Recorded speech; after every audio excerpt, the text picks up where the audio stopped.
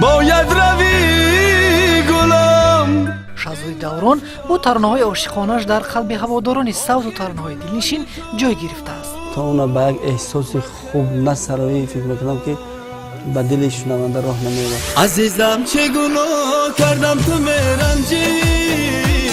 هر یک سرود سرایده‌اش را این آوازخوان جوان از عمق دل اجرا می‌نماید تا در دل و دیده ها جای گیرد.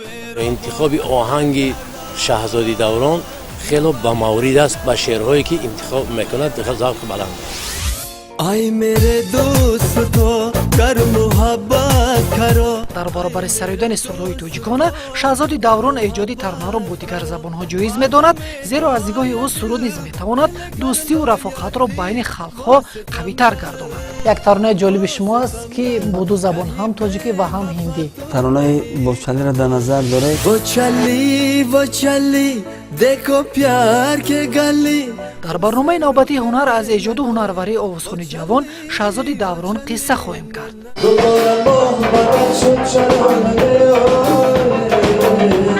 شام یک شنبه تنها در تلویزیون دوشنبه.